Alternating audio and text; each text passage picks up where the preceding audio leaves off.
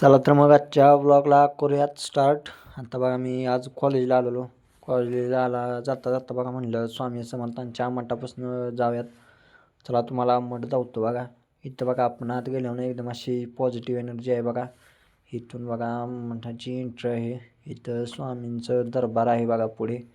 ते बघा आता असं एकदम मन प्रसन्न होतं आपण एकदा आत गेलो की यात एक नंबर असं वातावरण बघा या मठात. इकडे बघा आपल्याला ध्यान करायसाठी एक नंबर असं मोठी सोय आहे इकडे. आणि इथं आपण बसू शकतो निवांत. बघा इथं शिवाजी महाराजांची मूर्ती बी आहे. मागं पारायण होतं त्यामुळे बघा इथं एकदम चांगलं असं डेकोरेशन केलेलं आहे स्वामी समर्थांच्या इथे. आणि इकडं बघा बाकी सगळा हा परिसर आहे मठातला. मठातलं वातावरण एकदम शांत आहे बघा. आणि इथं आल्यावर सुद्धा आपण शांतता राखावी असं इथं लिहिलं आहे बघा. आता आपण जाऊयात घरी. आपलं दर्शनही चांगलं झालं बघा. आज काय जास्त गर्दी नव्हती मठात. आता निघालोय बघा घरी.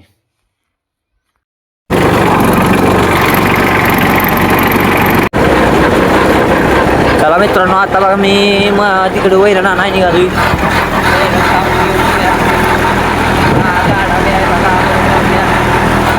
लय दिवस झाला आपण तिकडच्या रानात वैरण आणली नाही. 2 दिवस झालं तुडून ठेवलेलं पण आणायची काय झालीच नाही.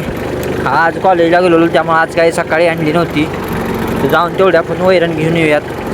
4:45 वाजले त्या बघा. चला जाऊया.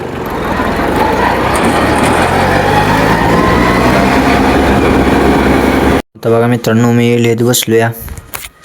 दुपारी बघा आपल्या चार्जिंग संपलं फोनचं त्यामुळे त्यानंतर काय व्हिडिओ केली नाही ती बघा. नंतर जाऊन वैरण आणली आणि मग आता आलो घरी मी 6 वाजता. तर बघा 8 वाजले त्या लिहित बसलो या. लिहून झाल्यानंतर आपल्याला आता लिहायचं भरपूर आहे त्यामुळे काय आज काय होणार नाही आपलं लिहून.